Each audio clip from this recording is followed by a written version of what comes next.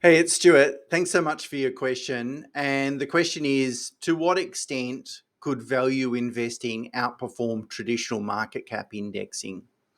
And to answer that question, I always go back to the evidence. What does history tell us? And there'll be two factors to think about to sort of answer that. Firstly, how has value performed compared to traditional market cap indexing? And where is value at the moment relative to the valuation of market cap indexing on growth stocks and so forth.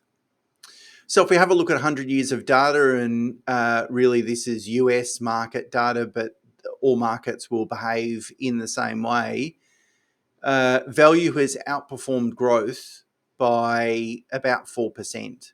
And traditional market cap indexing, it weren't perfectly aligned to growth, but because it's linked to share price, it's a good proxy for growth. So about 4% per annum over a 100-year period is kind of the outperformance, which is considerable, right? Why is that the case? Well, of course, buying good quality stocks that are cheap makes sense that your future returns are going to be better. You know, if you buy a property for 30% below its intrinsic value, of course your equity in the future in that property is going to be great. So it kind of makes sense. Now, where is value relative to growth at the moment? Well, value has never been cheaper, at least looking over the last sort of 40 or 50 years. Relative to growth, you know, value companies are trading at very, very cheap multiples.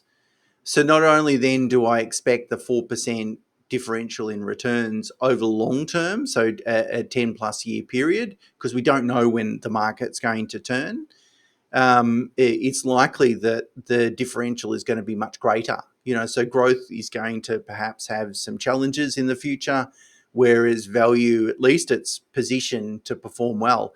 The only thing we don't know is when will that market turn? When will value start outperforming growth, because it's underperformed growth over the last 10 years?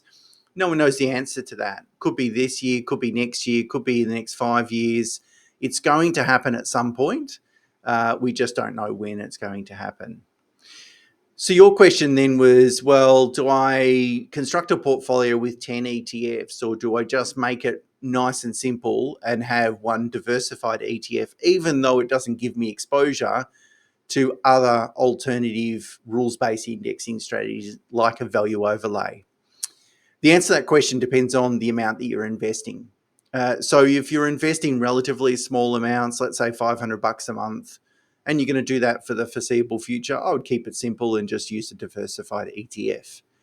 Whereas if you're investing, you know, $5,000, $10,000 a month, and you're going to continue investing that amount for the foreseeable future, then you absolutely should be using alternative index strategies. And in fact, I think with that sort of amount, you probably should be getting some professional advice around portfolio construction.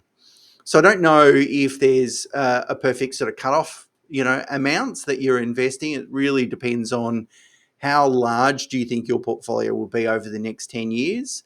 If it's several hundreds of thousands of dollars, then you want to start thinking about alternative indexing strategies.